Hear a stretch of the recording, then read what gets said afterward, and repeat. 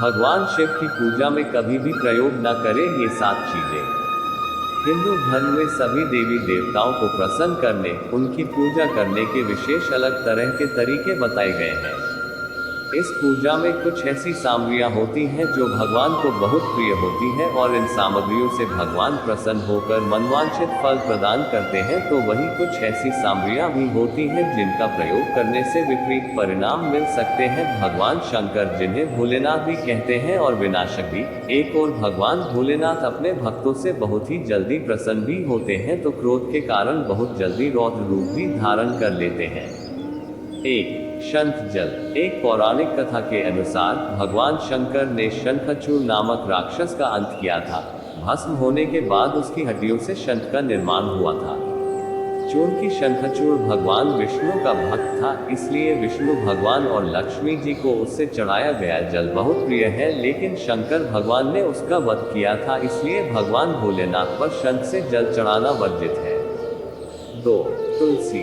शिव पुराण के अनुसार असुर जलंधर की पत्नी तुलसी एक पतिव्रता धर्म के कारण जलंधर को कोई भी देवता हरा नहीं सकता था। इसलिए भगवान विष्णु ने जलंधर का वेश धारण कर तुलसी का पतिधर्म तोड़ा था और तब भगवान शिव ने असुर जलंधर का वध कर उसे भस्म किया था। इस पूरी घटना ने तुलसी ने क्रोधित होकर उन्होंने स्वयं भगवान शिव को अपने अलौकिक और दैवीय गुणों वाले पत्तों से वंचित कर दिया। इस कारण आज भी कभी शिवलिंग पर तुलसी के पत्ते नहीं चढ़ाए जाते हैं। 3. टूटे चावल। भगवान व को अक्षत यानी साबुत चावल तय जाने के बारे में शास्त्रों में कहा है। टूटा हुआ चावल अपूर्ण और अशुद्ध होता है, यह वज्जी को नहीं चढ़ता। इसके अलावा खंडित चावल किसी भी देवी देवता की पूजा में चढ़ाना शुभ नहीं माना गया है। शिव जी अटूट आस्था के प्रतीक है, इसलिए उन पर टूटे चावल के दाने चढ़ाना शुभ नहीं माना गया है। 4.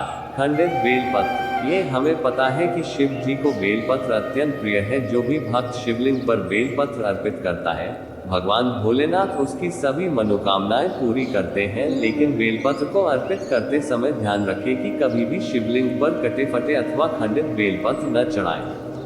ऐसा करने से भगवान शंकर नाराज हो सकते हैं, इसलिए शिवलिंग पर 3 पत्तों वाला बेलपत्र अर्पित करें। टूटे या कटे फटे बेलपत्र नहीं चढ़ाने चाहिए।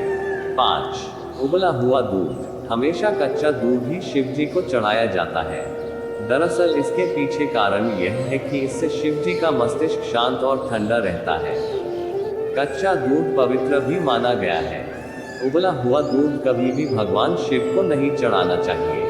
अगर आपने दूध उबाल लिया है तो ठंडा होने पर भी उसे शिव जी को नहीं चढ़ाएं। इसकी बजाय जल में गंगाजल मिलाकर या केवल ठंडा जल ही शिव जी को चढ़ा दें।